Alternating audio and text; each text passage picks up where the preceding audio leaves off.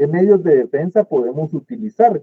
Y eso lo tenemos que, pues, analizar, porque si no, vamos a utilizar cualquier medio de defensa y ese va a resultar ineficaz o ineficiente para que nosotros podamos defender a nuestro cliente. Recuérdense que pues ya son otras las circunstancias, ya no solo es la defensa de intereses como era en los juicios de conocimiento o aún en el proceso arbitral, sino que aquí pues ya la situación o la circunstancia va a ir sobre cuestiones de dinero, ¿verdad? Porque al hablar de las ejecuciones ya no estamos hablando de cuestiones, como les dije, digamos, tan solo proteger intereses, sino que ya estamos llamados a, pues a solventar circunstancias de dinero. Buenas noches, Catherine. Con respecto a su pregunta, fíjense que pues estaba alguna programación que nos enviaron a los docentes, no sé si la publicaron en la página de la facultad, no he revisado adecuadamente, pero estaban ya tentativas algunas fechas para la realización de los exámenes finales, ¿sí? Y creo que comenzaban más o menos, si no mal me recuerdo, ahorita les digo. Vamos a ver, comenzaban, si yo no recuerdo mal, comenzaban más o menos el 17 de noviembre, creo yo, que yo me acuerde, 17 o 20 de noviembre tienen que comenzar los exámenes, porque el 30 de noviembre es el último día hábil del semestre, ¿verdad? Entonces, quiere decir que si se programa exámenes la semana del 20 en adelante, serían 20, 22 y 24, y de ahí 28 y 30, y se acabó el semestre. Sin embargo, pues será decisión del señor decano y de la junta directiva cómo y cuándo programarán los exámenes. Así es que, por el momento, estimada Catherine, no le puedo responder con toda la propiedad que quisiera para decirle tal fecha ya cierta y determinada, porque aún está pendiente de considerarse ya la calendarización. Así es que, pues esa es la respuesta a su inquietud. Pero sí algo muy importante, y gracias, Catherine, por recordarme lo del examen privado, del examen final, perdón. Estaba a sentir como que es un privado, pero solo es el final.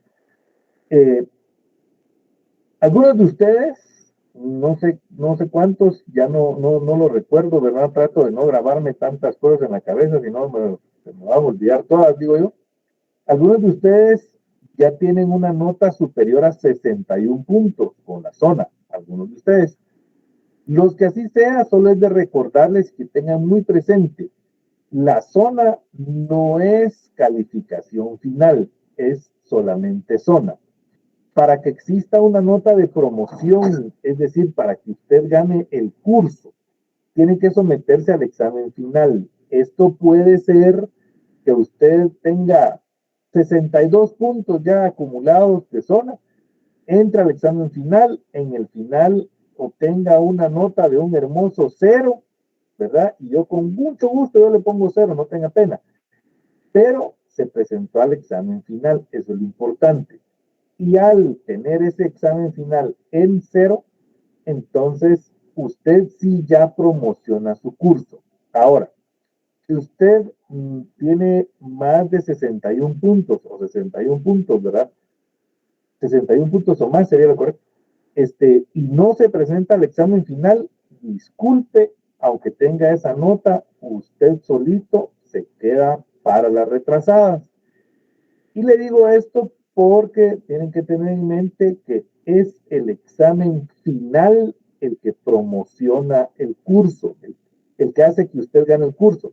Saque 0, saque un punto, lo que sea. Pero lo importante es que usted se examine del final. Una vez más, si tiene 61 puntos o más y no se examina del examen final, yo no le puedo consignar ninguna nota más que NSP, no se presentó. Eso implica que usted no promocione su curso y se queda para retrasadas. Se los hago saber, claro, porque hay quienes han cometido ese error y después me han buscado, me han dicho, la Lic, mire, si yo tenía tantos puntos, ya tenía ganado el curso. No, le dije, porque usted no se presentó, o sea, perdió solito, yo no tuve que hacer nada, ¿verdad? Entonces, por ahí sí que hay que presentarse, ¿verdad? Entonces, pues recuérdese, Mario Estuardo, que todavía tiene 30 puntos en juego, ¿verdad? Para poder aprobar su curso. ¿Quién dice que no los puede sacar? Solo si usted se lo propone no hacerlo. Así es que, propóngase hacerlo y sacará más de los 21 que por el momento necesita. Bien, Barrachina, por favor. Licenciado, buenas noches. Fíjese que me quedé con una inquietud en cuanto a la nota, por lo menos la mía, no sé los demás cómo están. Yo tuve 22 en el parcial, no sé si ahí está sumado los 10 puntos que me había dicho usted, porque sentí que 22, o sea, si ya los había sumado, sacar 12 de 40 me pareció bastante baja mi nota, no sé si ahí está sumado ya el punteo de los 10 puntos. Creo que a usted fue el único que se me escapó, Barrachina, porque a los demás ya se los agregué. Usted Sí, es el primerito de la lista, ¿va? Me pareció un poco bajo, dije, no puede ser que me haya ido tan mal cuando no lo consideré, pero quizás era porque no le había sumado los 10, entonces dije, se lo voy a preguntar. Hoy actualicé notas porque Débora también me está preguntando por su examen y ya vamos a ver. Sí, Débora, ya se lo puse, tiene 17, si no estoy mal en el examen. Ya está, revise, por favor. En mi caso, ¿cómo? Lo voy a verificar yo porque yo tengo el cuadro anterior, no se preocupe, solo que ahorita durante clases no lo hago. Mañana se lo verifico y entonces le escribo un correo. Gracias, licenciado. Vaya, con gusto. Buenas noches. Juan Pablo. Juan Pablo. ¿Qué tal? Buenas noches, mucho gusto. También fíjese que también tenía la gran duda, es que fíjese que cabal, usted comentó por la participación de 10 puntos por clase, y solo saqué 10 en el segundo parcial, o sea que tuve 0. No, usted suyo no tenía el número de carnet porque se recuerda que usted se hizo examen extemporáneo del primero. Sí, exacto, licenciado. Es que no tenía su número de carnet, pero ya lo ubiqué y se lo voy a ¿cómo se llama? Adjuntar. Pero fíjese que sí, ya, no sé si el cuadro entonces no actualizó, porque suyo sí me recuerdo que Juan Pablo, ¿cuál es su apellido? ¿Gómez Paredes? Gómez Paredes. Bien, sí, creo que sí lo actualicé, pero voy a revisar. Lo que pasa es que sí me comentaron también que la página de la facultad tuvo su problemita. A Karen sí le aparece ya. Entonces, Muy amable, licenciado. Se lo agradezco mucho. Verifiquen y si no, pues yo mañana lo voy a revisar, con mucho gusto. Gracias, licenciado, muy amable. Para servirle. Y Marta Mercedes. Buenas noches, licenciado, ¿cómo está? Bien, gracias a Dios. Pues aquí, mire, escuchándolo nuevamente, licenciado, yo con una consulta. ¿Ustedes ya tienen el calendario para el examen final? No, Marta Mercedes, fue lo que le respondí a Catherine, que tentativamente, y según me acuerdo, creo que iniciaban el 17 de noviembre, pero esto todavía no está oficializado. Entonces, por ahí creo que será el inicio de los exámenes finales. Si no es el 17, será el 20, tal vez, que es lunes, para terminar justo el día 30 de noviembre. Porque así, si se programa un examen con un día por medio, sería lunes, miércoles y viernes, y la siguiente semana martes y jueves, pienso yo. Pero sí, ya es como lo organiza el señor decano y la junta directiva. Gracias, licenciado. Para servirle con mucho gusto. Bien, hoy, como les decía, entramos a un nuevo tema. Este tema de hoy son temas bonitos, cortitos, pero son temas que sí, digamos, en un momento determinado nos pueden ir dando dificultad si tan solo, digamos, nosotros no sabemos distinguir. ¿Cuál es la diferencia? Porque creo que ya lo hemos venido tratando un poquito y habíamos venido hablando de los juicios ejecutivos.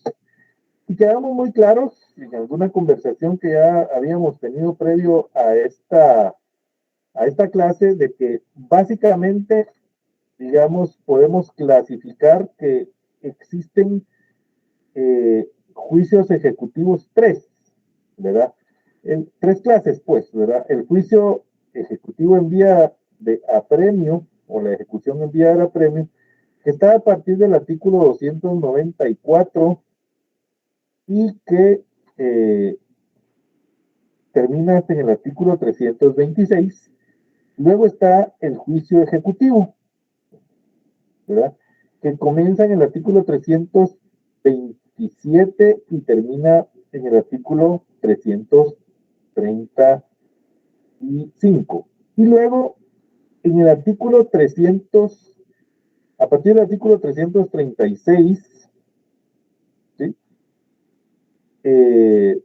Hay otras clases de ejecuciones que son, digamos, de carácter especial. Las ejecuciones especiales propiamente dichas que están en los artículos 336 al 339, y luego las ejecuciones de sentencias, que también son ejecuciones especiales, que hay dos clases, la ejecución de sentencias nacionales y la ejecución de sentencias extranjeras. Y por último, ¿verdad? Y por último están las ejecuciones colectivas. Las ejecuciones colectivas dan inicio en el artículo 347 y terminan en el artículo 400. Esas son las ejecuciones colectivas. Entonces, digamos, para poderlo distinguir, ¿sí? Hablemos de dos clases comunes que son el juicio ejecutivo en vía de apremio y el juicio ejecutivo. Y de ahí todas las demás serían clases especiales. Sí, Juliana. Lick, perdone, fíjese que yo en mi código tengo el título 4, ejecución colectiva, pero eso yo los tengo derogados. Dice derogado por el artículo 152 del decreto 8 del 2022 del Congreso de la República de Guatemala, ley de insolvencia, que entró en vigencia el 30 del 8 del 2022. Déjeme.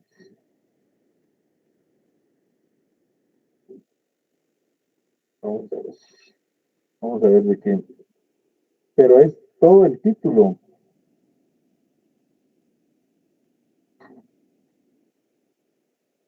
Ley de quiebres de insolvencias.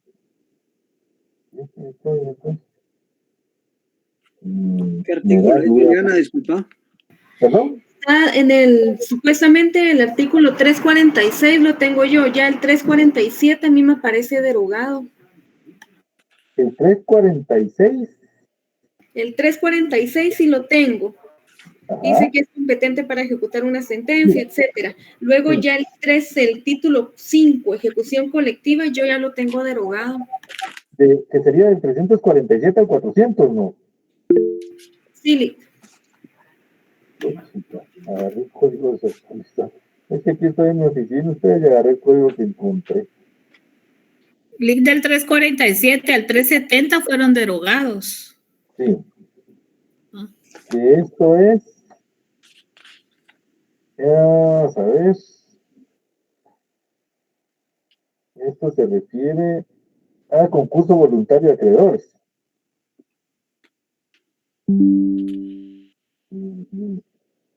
Justo dice título 5, ejecución colectiva, título y el artículo 347 al artículo 400, derogado por el artículo 152 del decreto 8-2022, la ley de insolvencia. La ley de insolvencia, sí, tiene razón. Tiene toda la razón, fíjese.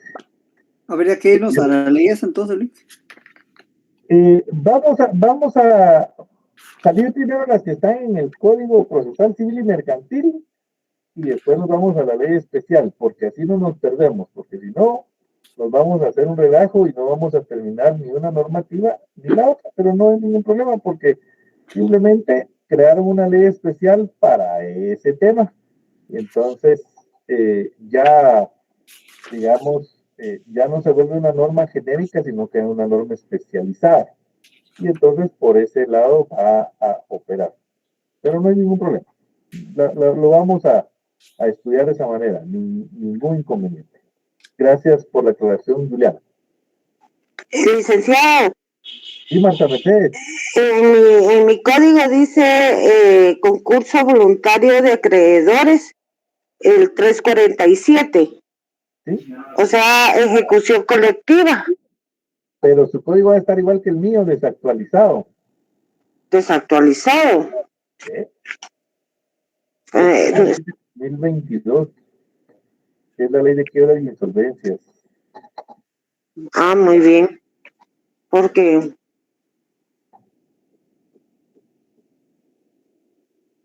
Decreto 8-2022. Vamos a ver si lo logramos abrir por acá.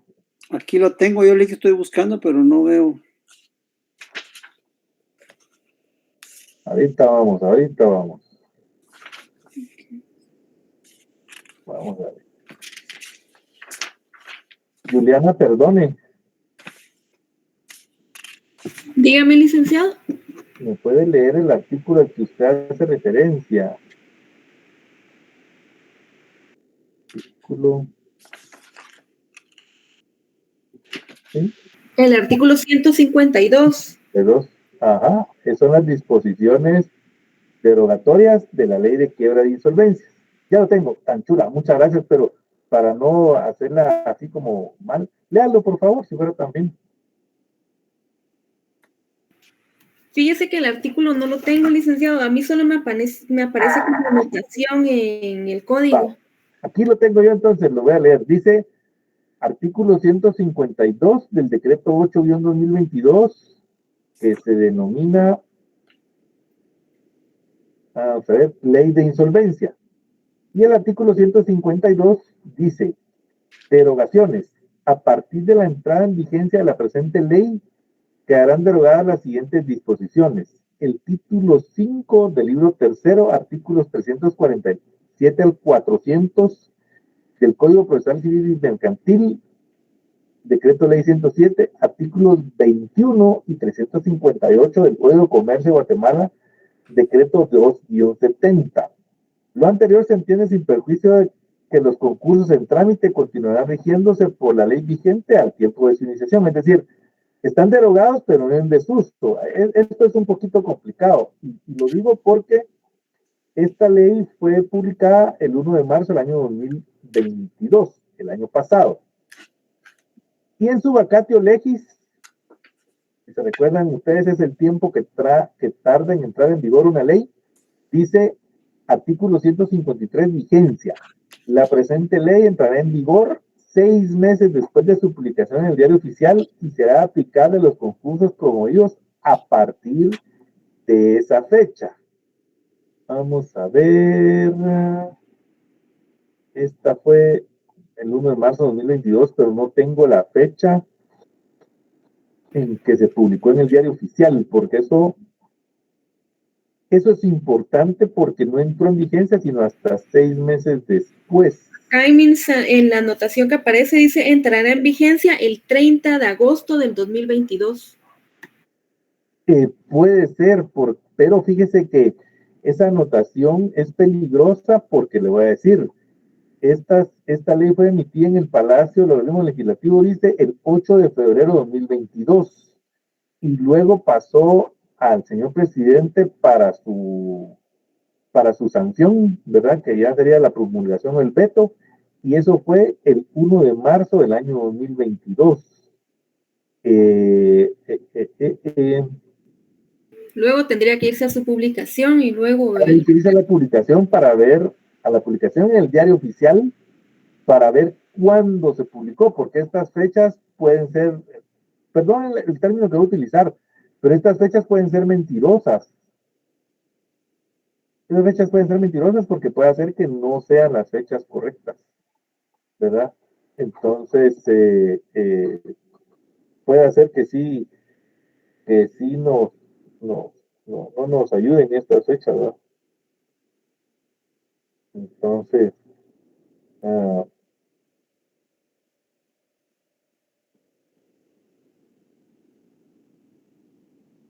tendríamos que irnos al diario oficial y entonces ver, porque esa fecha que usted tiene anotada, no sé si está proyectada con base al 1 de marzo del año 2022.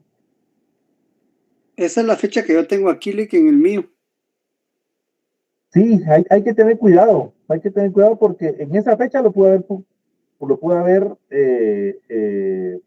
ordenado la publicación del señor presidente, pero no precisamente en esa misma fecha se pudiese haber publicado, ¿verdad? Y recuérdense que ya un día no implica solo digamos, el 1 de marzo no implica que el 2 de marzo, ¿verdad? Sino que ahí se recuerdan ustedes que todos los plazos de conformidad con la ley del organismo judicial empiezan a correr a partir del día siguiente de su notificación. Es decir, si se mandó a publicar el 1 de marzo, pues inicia el 2, a correr ese plazo de 6 meses, porque el 1 de marzo hace las veces de notificación. ¿Ya? Entonces hay que tener cuidado. Por eso les decía, si alguien puede ir a consultar la publicación del diario oficial, o mañana la voy a ver yo y les cuento, ¿verdad? Porque tengo un servicio de acceso a las publicaciones, pero desde aquí sí no lo logro cachar. Entonces,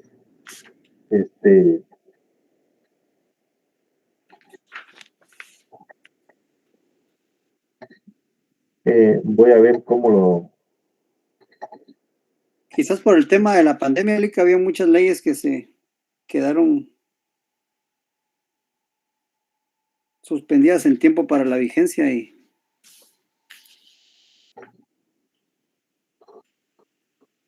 sí, hombre. Fíjense que sí, por eso fue, pues, pero 2022 ya no estábamos en pandemia para esa parte, ya había finalizado todo ese tema. Pero bueno, en fin, lo importante es que, digamos, hay una ley que está regulando, digamos, lo que regulaba el Código Procesal Civil y Mercantil y que se convierte en una norma especializada. Yo preferiría estudiarla terminando lo que sí está en el Código Procesal Civil y Mercantil, que es lo relativo.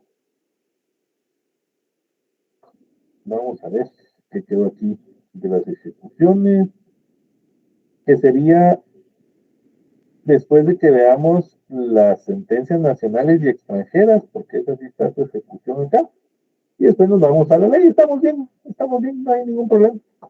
Vamos en orden, ¿sí? Vamos en orden. Bien.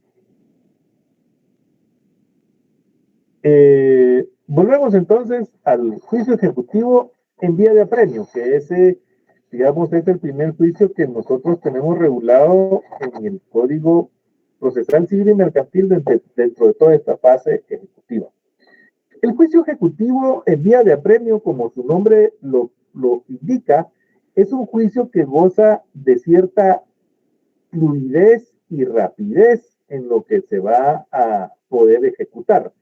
Esto debido a que ya existe, digamos, dentro de los títulos ejecutivos que ahí están regulados, ciertos títulos que ya traen aparejada una garantía. El juicio ejecutivo en vía de apremio, por eso es que, digamos, es mucho más rápido que el juicio ejecutivo normal, porque los títulos ejecutivos ya van a tener o tienen la posibilidad de tener aparejada una garantía. Una garantía puede ser de naturaleza mueble o inmueble, o puede ser de otra naturaleza, porque no solo precisamente con bienes muebles o inmuebles se pueden garantizar las cosas. Sin embargo, pues en esa gran clasificación de garantías que se pueden dar, pues se tiene como que si fuera bienes muebles, también el dinero es considerado de igual manera un bien mueble. ¿Por qué? Bueno, porque el dinero sin perder su naturaleza y sin perder también sus propiedades, pues puede ser transportado de un lugar a otro. De hecho, todos nosotros, ustedes y yo, pues llevamos dinero en alguna forma.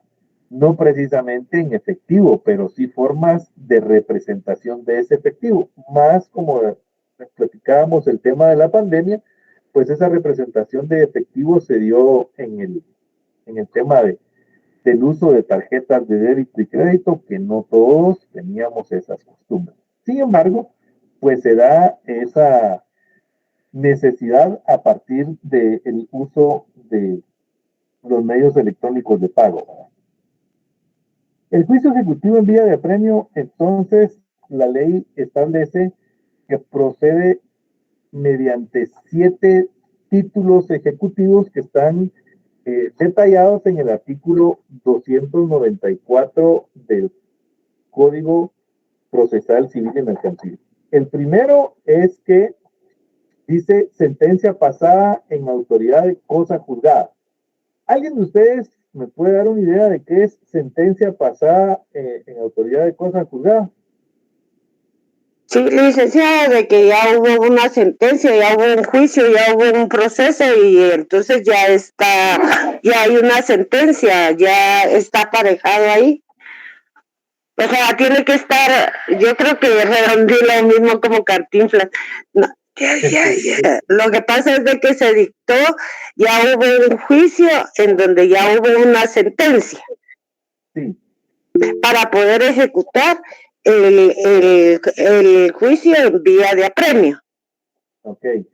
O sea, por ahí voy. Está bastante bien, pero le faltan 2 detalles. A ver, Josué. Yo pienso que es una sentencia que ya no tiene recurso pendiente para resolverse. Que es una sentencia que ya no tiene pendiente recursos para resolverse, ¿ok? Claudia.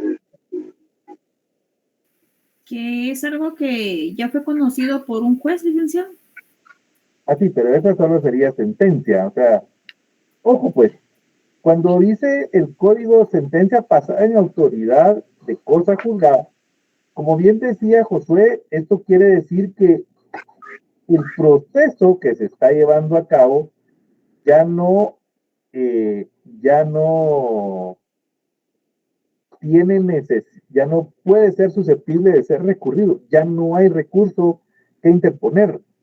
Por supuesto que las partes dicen, pero es que voy a interponer un recurso de apelación porque la sentencia, porque el proceso así me lo permite. Perdón, si bien es cierto, usted tiene el derecho a recurrir, usted tiene el derecho a hacer las actuaciones que considere oportunas. Lo único es que le recuerdo que dentro de todo esto existe un plazo, ¿verdad? Entonces, existe un plazo y ese plazo pues, tiene el carácter de perentorio, ¿verdad? Y eso quiere decir entonces que usted y yo no vamos a poder usar o hacer uso de ningún curso, de ningún recurso, si usted y yo no en tiempo lo ejercitamos. Eso quiere decir sentencia pasada en autoridad de cosa juzgada. Cosa juzgada quiere decir ya no hay nada que hacer, ya no puede usted recurrir de nada a esa sentencia, de en apelación o que la sentencia está mala. Perdonen, hay quienes, no, interponer un amparo para que no quede firme. Lo podría hacer, ¿verdad? Pero el tema es que el amparo, uno de los primeros requisitos que establece es que usted haya agotado la vía recursiva ordinaria, porque la acción constitucional de amparo es una acción extraordinaria, es decir, ya rebasó los límites de la justicia ordinaria y a usted le violentaron derechos fundamentales. Entonces va a interponer una acción constitucional de amparo. Cuando lo hace, tiene que llenar los presupuestos de definitividad. ¿Qué quiere decir eso? Debió haber atacado aquel acto procesal con los recursos ordinarios que establece la ley, ¿verdad? Entonces, por eso es que el amparo no se puede utilizar solo por utilizarse, porque tiene requisitos que lo hacen, digamos, inoperante, ¿verdad? Porque hay que cumplirlos obligatoriamente, y uno de ellos es el agotamiento de la definitividad. Como bien lo dice Barrachina, esta sentencia, entonces, cuando se llama pasada en autoridad de cosa juzgada, se llama sentencia ejecutoriada, es decir, no hay nada más que hacer. Ya está más que confirmada la sentencia porque no hay ningún recurso pendiente de resolver. O sea, que hay las dos características que usted decía, podría ser que es que tiene sentencia firme y que no cabe recurso alguno ya en esto. Sí, por eso se llama pasada en autoridad de cosa juzgada, ya se juzgó y ya no hay nada que hacer, ya no puede retroceder esa sentencia de ninguna forma. Hay quienes insisten y dicen, no, todavía se puede un juicio ordinario posterior. Podría ser, pero ese juicio ordinario posterior tendría que tener una solidez para poder destruir la eficacia del título. Es que hay cosas que se pueden hacer y hay cosas que ya no se pueden hacer, ¿verdad? El segundo título es algo que acabamos de estudiar y es el laudo arbitral, ¿verdad? No pendiente de recurso de casación. Eso quiere decir, al igual que la sentencia pasada en autoridad de cosa juzgada, que ya se agotaron todos los recursos posibles, el laudo arbitral también, su máxima expresión recursiva es la casación, ¿sí? Aunque usted me puede decir, Lick, pero todavía está pendiente la acción constitucional de amparo, pero ya es solo cuestión de meramente tratar de atacar derechos que considera que le vulneraron, pero muy difícil, ¿verdad? Si un recurso de casación se lo resolvieron sin lugar, entonces olvídese el amparo, creería yo que en un 95% o 98% le van a decir que no, ¿verdad? Es muy poca la posibilidad. Hay quienes lo intentan y solo es para ganar tiempo, pero no están haciendo nada más. El tercer título son créditos hipotecarios. Aquí nosotros, cuando nos constituimos en créditos hipotecarios, sabemos que la figura correcta es el mutuo con garantía hipotecaria. También lo dice el Código Procesal Civil y Mercantil de esta forma tan genérica, porque en algunas ocasiones, pues, se pretende o se da la hipoteca. Ahí se recuerdan ustedes que cuando los semovientes cuando los semovientes integran una finca, estos se consideran un bien hipotecario, no un bien mueble, sino que un bien inmueble, ¿verdad? Bien, los bonos o cédulas hipotecarias y sus cupones. Esto va aparejado o unido con el anterior. Usualmente tenemos nosotros cédulas hipotecarias cuando tenemos créditos de esa misma naturaleza. Los créditos prendarios, que ya saben ustedes que se va a referir a los créditos que son garantizados con bienes muebles, en cuanto a que la hipoteca es para los inmuebles y la prenda es para los bienes muebles. Ahora ya existe inclusive el registro de garantías mobiliarias, ¿verdad?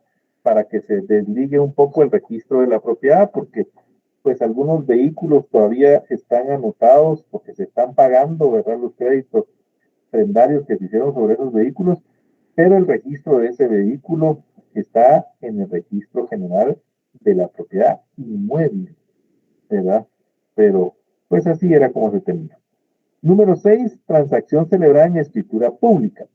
Recuerden ustedes que una escritura pública es un documento que hace fe y produce plena prueba. Por eso es que el testimonio de esas escrituras públicas pues constituye un título ejecutivo, y más cuando se trata de una transacción, porque se supone que de alguna forma ya realizó un convenio de algo que era de forzoso cumplimiento. Entonces, ese forzoso cumplimiento hacía ver que se tenían que pues dar fedaciones, ¿verdad? Y esa fedación se dio a través de una escritura pública de transacción. Quiere decir que ya lo que resta es ejecutar, porque ya nació un compromiso para cumplir con la obligación, y por eso es que se transó. Y finalmente, los convenios celebrados en juicio. Los convenios celebrados en juicio, tal como lo puso, déjenme ver, ¿quién me escribió aquí? Karen Fabiola Sánchez, que puso como sentencia de pensión de alimentos. Los alimentos, en algunas oportunidades, Karen, principalmente cuando se hacen divorcios voluntarios, ¿verdad? El divorcio voluntario no es una demanda, ahí tienen cuidado. El divorcio voluntario no es una demanda. El divorcio voluntario es un acuerdo de voluntades que se va a resolver ante un juez, que solamente el juez tiene la facultad de disolver el matrimonio. Pero es un convenio lo que se celebra en un divorcio voluntario. Porque si no se hace de esa forma, entonces sería un divorcio litigioso. Y el divorcio voluntario lo que carece es de litigio. Por lo tanto, ese convenio que se celebra ahí, de alimentos, ¿verdad? Ese convenio, pues obviamente va a quedar registrado en un juicio donde se celebró el convenio y se va entonces a hacer ejecutable.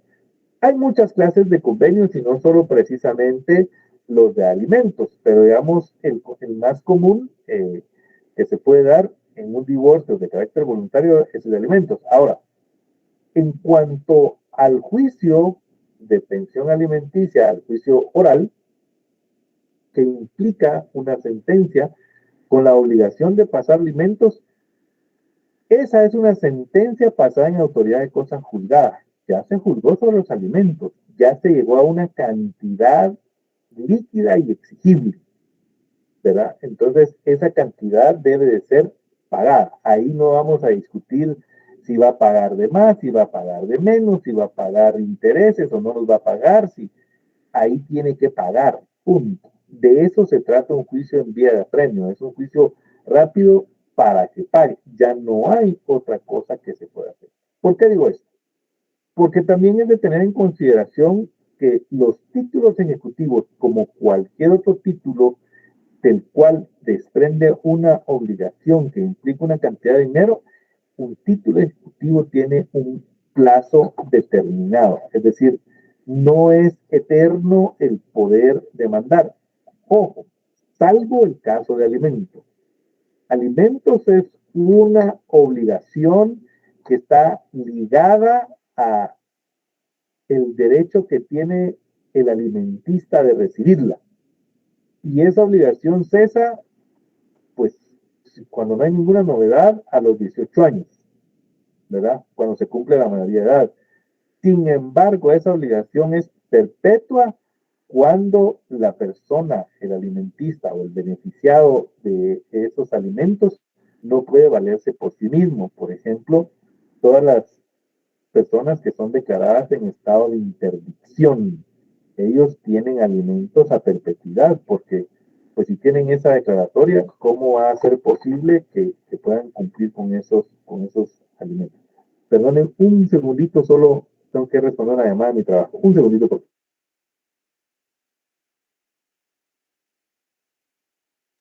Entonces, eso es distinto, ¿verdad? Porque ahí es otra clase de obligación. Es la única que no va a tener, digamos, los efectos que están regulados en el artículo 296 de nuestro Código Procesal Civil y Mercantil. Dice, los títulos expresados anteriormente pierden su fuerza ejecutiva a los 5 años si la obligación es simple y a los 10 años si hubiere prenda o hipoteca. En ambos casos, el término se contará desde el vencimiento del plazo o desde que se cumpla la condición, si la hubiere.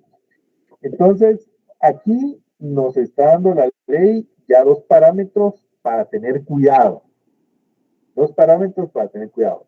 Uno tiene que contabilizar a partir de cuándo, porque entonces hay obligaciones que no tienen aparejada ningún tipo de garantía y el Código Procesal Civil y Mercantil les denomina obligaciones simples, ¿verdad?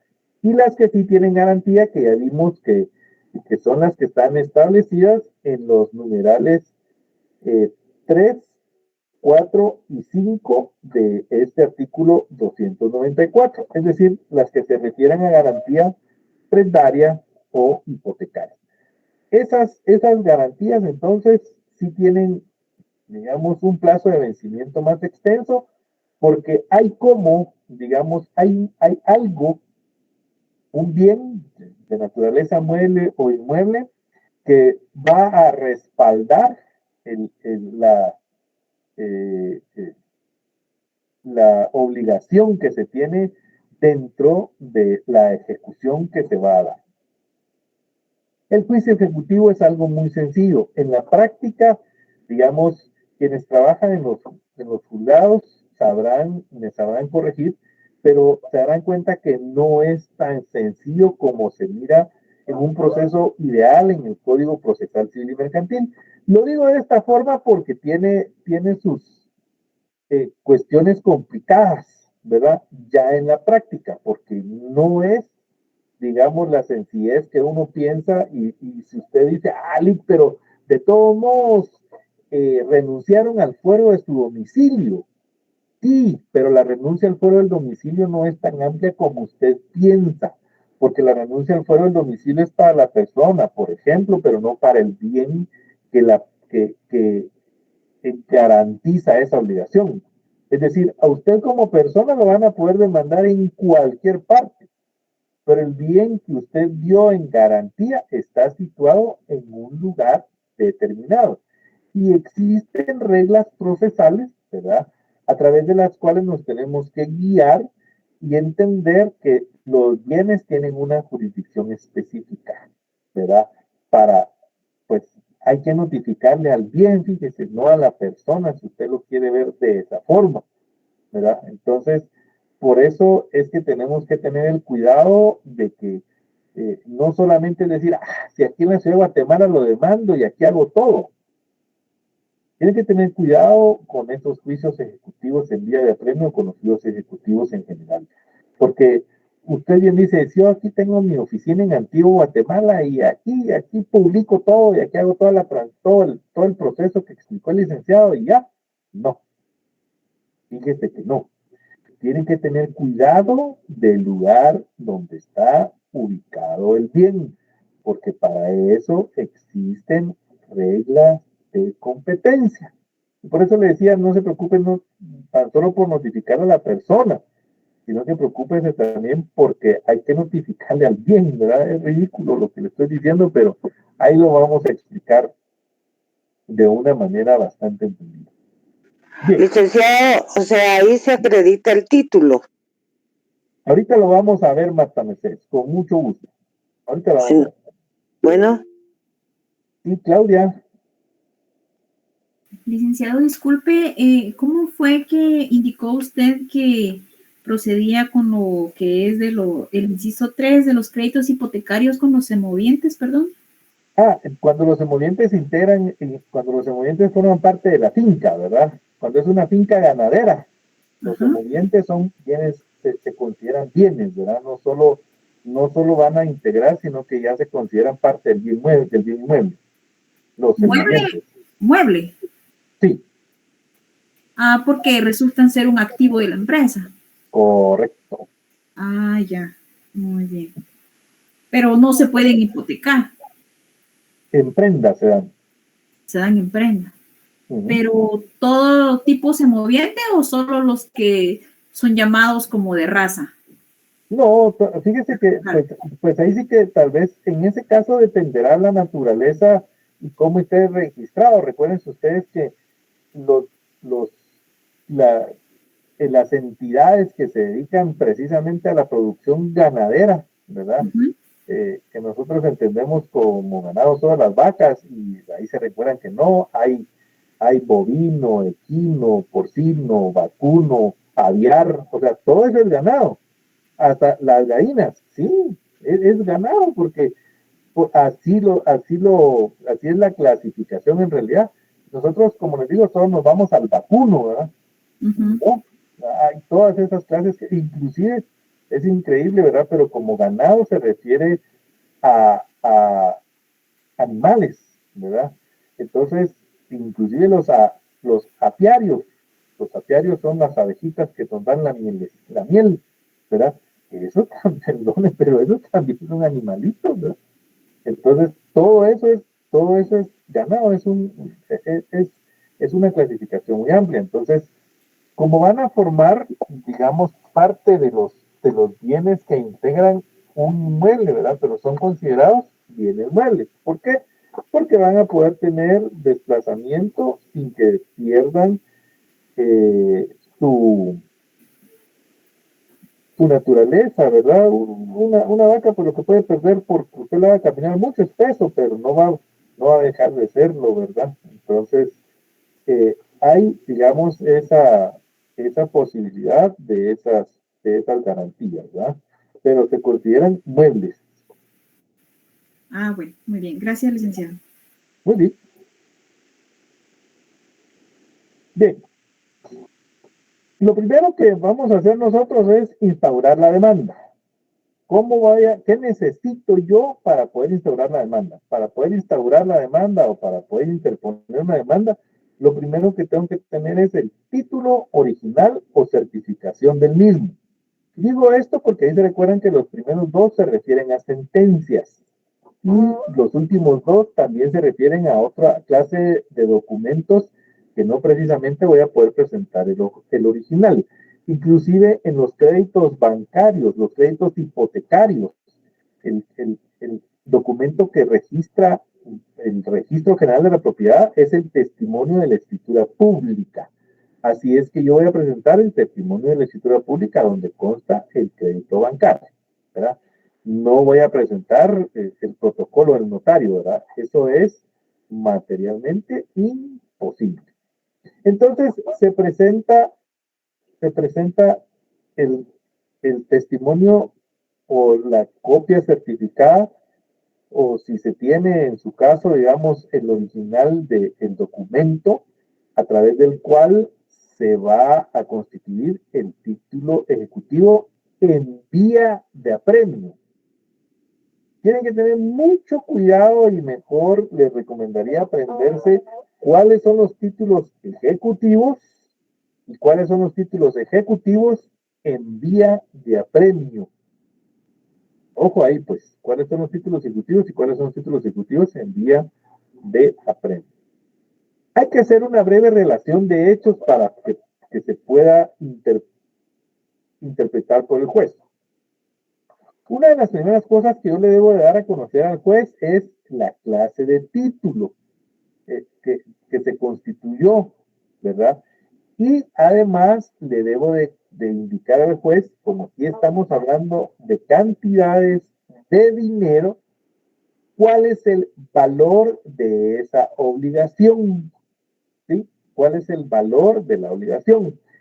Si la obligación, por ejemplo, constituyó en un crédito hipotecario y fue por 150,000 quetzales, entonces yo le indico al juez en mi escrito inicial que mediante la escritura pública número tal, celebrada en fecha tal, autorizada en tal lugar por tal notario, se concedió un crédito por tal valor en calidad de mutuo, porque ese es el nombre correcto de los préstamos, ¿verdad? Que le llamamos nosotros.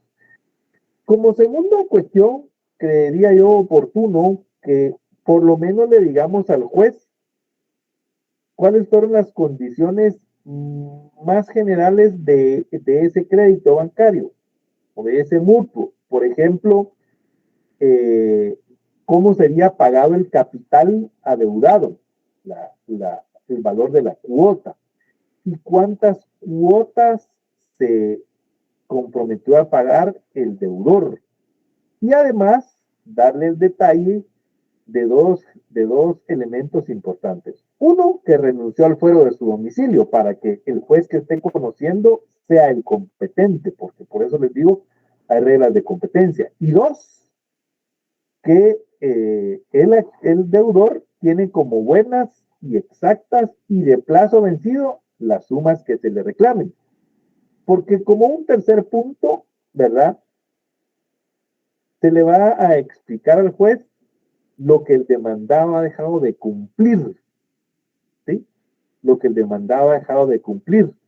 Por ejemplo, ¿cuánto es el monto? Porque el Código Procesal Civil y Mercantil lo que me solicita a mí para poder hacer una demanda, ¿sí?, es que la cantidad que se exija sea líquida y exigible, porque si no es una cantidad de esa naturaleza, entonces no voy a poder yo, digamos, obligar al demandado a que me pague, ¿verdad? Porque esa es parte de lo que el juez me va a calificar si yo ya tengo un monto determinado de capital. Ojo ahí, pues, de capital. Lo digo de esta manera porque recuérdense ustedes que en los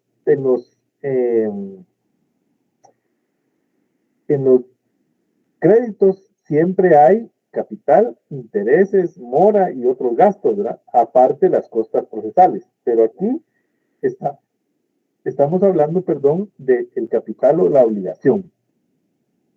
Posteriormente se le puede hacer saber al juez, y siempre en escrito de interposición, la clase de garantía y cuál es el bien que me están dando en garantía. Entre más específico o más especificaciones yo le pueda dar al juez, es mejor. Y esto tiene un sentido. El sentido que tiene esto es porque a través de esa especificación me va a ayudar para poder hacer uso de las medidas precautorias. Es decir, ¿por qué es importante, digamos, que no nos olvidemos de las excepciones y tampoco de las medidas precautorias que se pueden tener? En ambos casos, ambas cosas son utilizadas en todos los juicios. En todos los juicios son utilizadas las excepciones, por ejemplo, así como en todos los juicios son utilizadas también las medidas precautorias.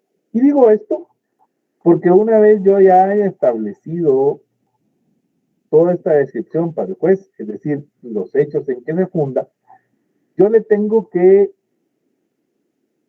dar al juez el medio de prueba. Y ojo aquí, pues, ojo aquí, porque si ustedes revisan una vez más ese artículo 294, los 7 títulos ejecutivos que ahí se establece son exclusivamente documentales. Es decir, hay un documento a través del cual se puede probar lo que le estoy diciendo al juez, ¿verdad?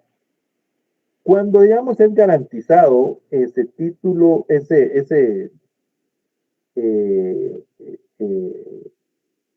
ejecución, perdón, cuando es garantizada esa ejecución con hipoteca, por ejemplo, entonces ya hay un bien inmueble de por medio, ¿sí? Y hay condiciones que se pactaron para hacer ese crédito bancario. Entonces, ¿qué le voy a aportar al juez? El testimonio de la escritura pública donde pues consta el crédito bancario, ¿verdad? Y para demostrarle también que sí es cierta la garantía que se dio, pues de preferencia una certificación del registro de la propiedad donde se identifica el bien dado en garantía, ¿verdad? Porque ahí el juez va a poder establecer también, al menos documentalmente, las condiciones en que se halla ese bien inmueble. ¿Qué van a hacer al recibir mi demanda? Al recibir mi demanda, lo primero que hace el juez, de conformidad con el artículo 297, es calificar el título en que se funde la demanda, fundamento de esa demanda. ¿Y qué va a calificar el juez? Lo primerito que va a hacer es verificar si es uno de los 7 títulos que están establecidos en el artículo 294 como procedentes para la vía de apremio.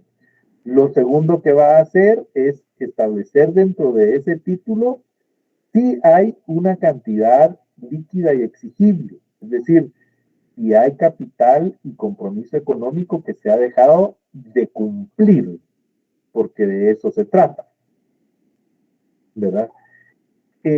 Ya con esta calificación previa, que se llama la justificación del título en que se funda la demanda, entonces el juez va a librar un despacho, ¿verdad?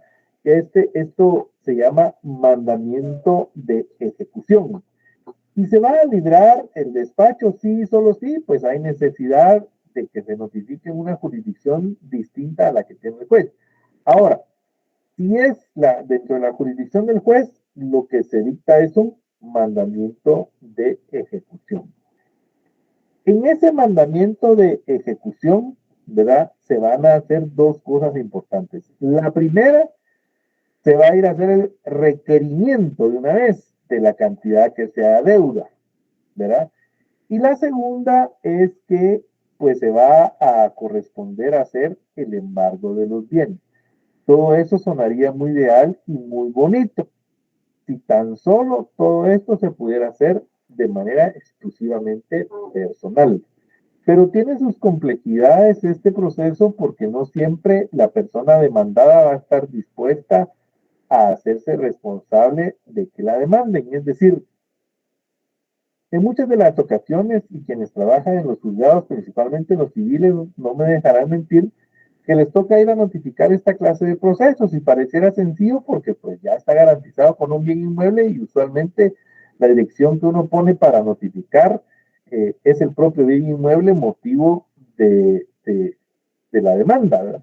Pero cuando usted llega como notificador de algún juzgado civil o de algún juzgado de paz, porque ha sido encomendado mediante despacho que se realice esa notificación, llega y toca el timbre, se mata la puerta, quiebra un vidrio y todo, y no sale nadie, ¿verdad? Y recuérdense que las reglas de notificación siguen siendo las mismas. Es decir, se notificará de manera personal la primera resolución de trámite. De manera personal no implica que se la tenga usted que dar a la persona que están demandando, sino que exista en el lugar donde está usted notificando esa resolución una persona que se la reciba. Eso es de manera personal. Pero da la casualidad que casi siempre en esa clase de procesos nunca hay nadie, ¿verdad? Y usted sabe que el organismo judicial, pues como cualquier otro ente que integra uno de los poderes del Estado de nuestro país, está sujeto a un horario de trabajo. ¿Qué quiere decir? El notificador puede cumplir con su función, salvo que se le autorizara horario extraordinario, pero solo dentro del horario ordinario de notificaciones. Eso es de 8 de la mañana a 3:30 de la tarde. Entonces, ¿qué se hace? Pues en estos casos, usualmente uno como ejecutante lo que solicita es que se nombre un notario notificador. Esto no aparece dentro del proceso que usted está viendo, tal cual se lo estoy explicando en el Código Procesal Civil y Mercantil. Por supuesto que aparece la facultad de que se puede hacer la notificación por medio de el personal del juzgado. Por supuesto que sí. Es que ahí no estamos hablando de que no se haga de esa forma, pero que, digamos, le dé la facultad tan sencilla y como se lo estoy explicando, por eso le digo, suena todo muy bonito y los plazos muy cortos. Pero fíjense pues, no hemos llegado ni siquiera a la respuesta de la parte demandada y ya hicimos la primera notificación, para eso ya nos llegó un plazo. Como no la pudo hacer el notificador del juzgado, entonces se solicita que nombre el notario notificador, se le exponen las razones al juez, pero esa razón tiene que ser, valga la redundancia, la propia razón que puso el notificador del juzgado en la cédula de notificación, y entonces ya puedo justificar yo y solicitarle al juez que me pueda nombrar a un notario. Artículo 298 dice, el juez designará un notario si lo pidiere el ejecutante o uno de los empleados del juzgado para hacer el requerimiento y embargo o secuestro en su caso. Es decir, cuando el empleado del juzgado no lo puede hacer, entonces el ejecutante puede pedir un notario. No van a creer que esta norma se aplica directamente así como está acá. Pero aún así, yo como notario, yo he sido designado, por ejemplo, aquí en la oficina con los colegas, a veces nos ayudamos entre nosotros, no a veces, siempre nos ayudamos entre nosotros, y entonces si uno de nosotros lleva un proceso, por lo regular nombra al otro notario notificador, Pero como notario notificador no siempre voy a tener éxito. Entonces, si yo no tengo éxito como notario notificador, tengo que documentarle al juez que no pude realizar la notificación y devuelvo las cédulas de notificación. Ahí se acabó mi labor como notario notificador. Pero el ejecutante tiene la obligación de documentarle al juez que no pudo hacer la notificación el empleado del juzgado, el notificador, y no pudo hacer tampoco la notificación el notario notificador. ¿Esto con qué propósito? Con que se le puedan notificar de ejecutado por medio de edicto. Artículo 299, segundo párrafo. Si no se supiera el paradero del deudor, ni tuviera domicilio conocido, se hará el requerimiento y embargo por el diario oficial y surtirá sus efectos desde el día siguiente al de la publicación. En este caso se observa lo demás dispuesto en el Código Civil respecto a los ausentes. ¿Ya veo? ¿Hasta dónde se tiene que llegar? Es decir, ahí no hemos notificado todavía. Ahí no hemos notificado todavía. Lo voy a hacer a través del diario oficial y tengo que solicitar que se haga mediante edicto. Ese edicto, por supuesto que el juez me lo va a autorizar, pero no lo va a pagar. El edicto de notificación corre a cargo del ejecutante. Es el ejecutante el que va a pagar por que se realice esa notificación. Una vez hecha la notificación, entonces, dentro de lo que resolvió el juez en la primera resolución de trámite, se le confiere audiencia al ejecutado por el plazo de 3 días. Eso se denomina debido proceso. ¿Dónde está regulado? Vamos a regresar un poquito al artículo 296, el segundo párrafo. Dice de la siguiente forma, para que usted vea cómo hay que ir interpretando la ley y dándole forma al proceso. Solo se admitirán las excepciones que destruyan la eficacia del título y se fundamenten en prueba documental, siempre que se interpongan dentro del tercero día de ser requerido o notificado el deudor. Las excepciones se resolverán por el procedimiento de los incidentes. Ya vio, ya íbamos por el artículo 299 y nos regresan al 296. ¿Por qué? Porque hay que integrar un debido proceso. El hecho de que la persona deba la cantidad de dinero que deba, tal vez solo pagó una cuota y el resto lo debe, ¿verdad? Y la cuota era de 1,000 quetzales mensuales, si usted quiere, y el préstamo era de 150,000, debe 149,000. Y usted dice, no pagó 1,000 quetzales, licenciado, ¿cómo va a ser? Quizás era fácil para usted, pero hay que estar en los zapatos del deudor para poder entender lo que pasó. Pues total debe 149,000 quetzales. Esto no implica que aunque la persona tenga una cantidad líquida, exigible y de plazo vencido que pagar, eso no implica que no tenga derecho a defenderse.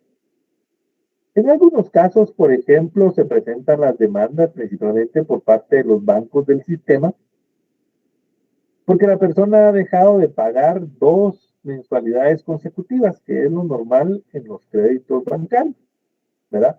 2 mensualidades consecutivas, entonces ya le inician su demanda de ejecución en vía de arrendamiento. Pero resulta que viene el banco y en ese proceso entre lo que está de la demanda y presentando la demanda y etcétera, viene la persona del deudor y se acerca a pagar su par de cuotas, ¿no? ¿Sí? Viene el banco y se las recibe, se las opera y hasta aparece en las boletas de pago, nuevo saldo 149,000, nuevo saldo 148,000, nuevo saldo 147,000, nuevo saldo 145,000. ¿Sí? Cuando entonces a aquella persona le notifican la demanda y le dicen, usted debe 149,000 quetzales, le dice, momento, yo no debo 149,000 quetzales, eso no es cierto. Aquí está la prueba documental donde yo he pagado y yo a ese banco le debo 145,000 quetzales al día de hoy. ¿Ya? Eso es prueba documental que destruye la eficacia del título, porque el título que se presentó debe de incluir una cantidad líquida y exigible y de plazo vencido. Cuando presentaron la demanda, en aquel tiempo, pues reunía esos requisitos, pero ¿quién lo mandó a recibirle pago? Ya no reúne esos requisitos. De eso se tratan las excepciones que ataquen el título, en su fondo, ¿verdad? Solo la eficacia del título y que entonces demuestren que lo que el banco propone no es cantidad líquida, exigible y de plazo vencido. Ahora bien, ¿por qué tenemos nosotros que retroceder inclusive hasta el artículo 116 del Código Procesal Civil y Mercantil? Porque el artículo 116 del Código Procesal Civil y Mercantil a nosotros nos da un listado de excepciones. ¿Será que de esas 12 excepciones, creo que son las que regula el Código Procesal Civil y Mercantil, si mi memoria no me falla, 11? ¿Será que de este listado de 11 excepciones que regula el artículo 116 del Código Procesal Civil y Mercantil, las 11 nos servirán para poder atacar la eficacia del título? ¿O será que debemos nosotros de analizar cuál de esas 11 me van a servir a mí para poder atacar la eficacia de ese título? La eficacia. ¿Qué quiere decir la eficacia? Que el título quede inutilizado para proseguir con el juicio de ejecución en vía de apremio. Eso quiere decir la ineficacia, que el título ya no sirva, ¿verdad? Porque si, como les dije una vez más, si el banco, por ejemplo, comete el error de aceptarme pagos y hay un nuevo saldo, quiere decir entonces que aquel título ya no es eficaz porque no es cierto que sea una cantidad líquida, exigible y de plazo vencido, cuando la cantidad que yo le puedo demostrar al juez que le debo al banco es menor. Entonces ya no hay liquidez, ya no hay exigibilidad porque el propio banco me aceptó los pagos, o puede ser una persona particular también, y ya no hay plazo vencido, porque automáticamente ustedes saben, o quién de ustedes me pudiera decir, cómo se denomina el efecto que jurídicamente se provoca cuando se acepta el pago de una obligación que ya tiene cuotas vencidas. ¿Cómo se denomina el efecto de haber aceptado el pago de una obligación que ya tiene un plazo vencido? Prescripción del plazo. ¿Perdón? Prescripción del plazo, ¿no? Allanarse. No, allanarse es aceptar nada más. Prescribir quiere decir que ya no tiene el derecho a.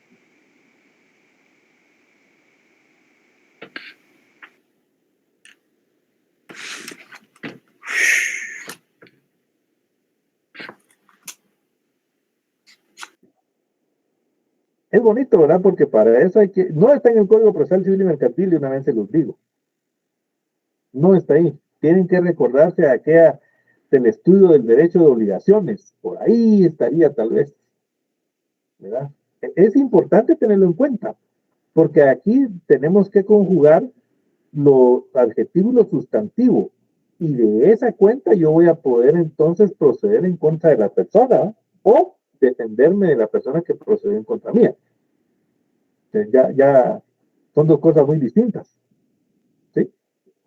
Son dos cosas muy distintas. Entonces, ¿cuál es ese efecto? ¿Cómo se denomina? ¿Verdad? Cuando una obligación... ¿Sí, Nelly? ¿No? No es como cuando le dicen mora o intereses porque se venció el plazo y le genera otra obligación. No, mora de intereses, Nelly, es la penalización. Es la penalización. ¿Novación, Lick? Josué, perdón, Barrochina. Josué. Novación. Recuerdo que era algo relacionado con la palabra tácita, no sé si es tácita reconducción o tácita aceptación, algo así. No. Ahora sí, Barrochina. Novación, pero no. Novación, esa es la palabra correcta. Adivinó, pero está bien. ¿Verdad? Es que la leí aquí en el 1478, por eso le decía. Es que es puenterazo usted de una vez. Mire, Lick, póngala. Mire, le voy a poner la cámara, ¿ves? No la ve. En la cámara se mira el mueble que tiene ahí usted, donde tiene Sí, una es que tienda elástica. No, perdón. Son aquí otros lo tengo, Innovación 1478. Así es la innovación, ¿verdad? Una obligación es de plazo vencido y se supone que ya constituye algo líquido y exigible, y usted acepta el pago o le aceptan a usted el pago, automáticamente le están innovando. ¿Qué quiere decir? No le están cambiando las condiciones, pero el plazo pierde su efectividad. Ese vencimiento del plazo entonces ya no opera. Por lo tanto, entonces sí ataca la eficacia del título.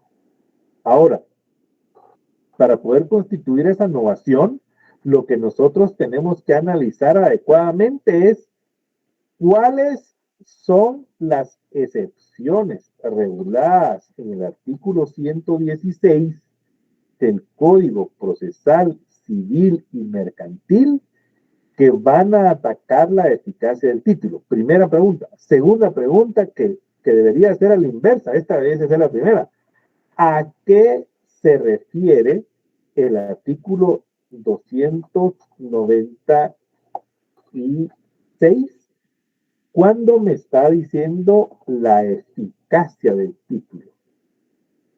¿A qué se refiere? No es, lo advierto de una vez, no es, como yo les expliqué de manera muy sucinta, que el título sea inservible.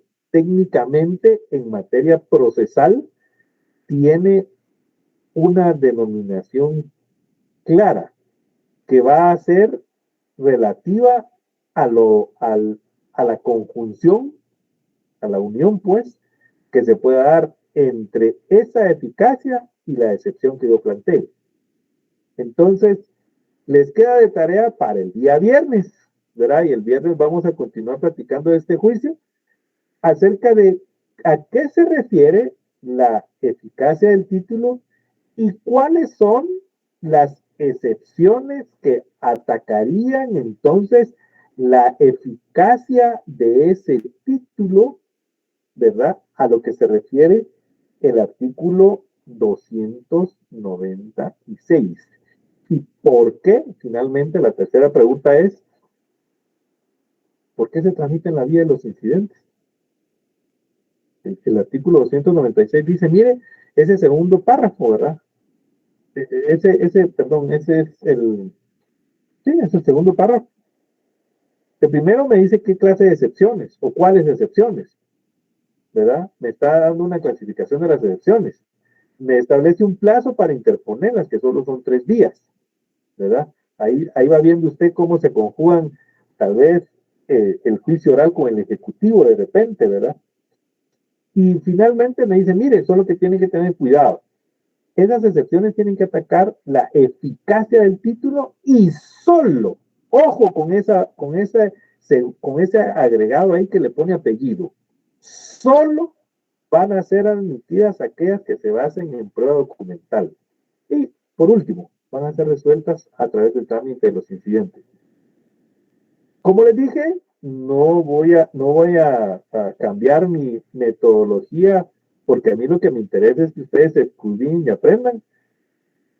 El día viernes, pues vamos a conceder la participación. No puedo de los 51 que estamos aquí en la clase, pero unos 3, 4, los que se pongan pilas y que de veras me respondan las preguntas que les hice, pero no solo de análisis y decirme, yo creo que es tal y que demanda defectuosa, porque fíjese que como el título tiene defecto, entonces ataque el fondo del título, ¿no?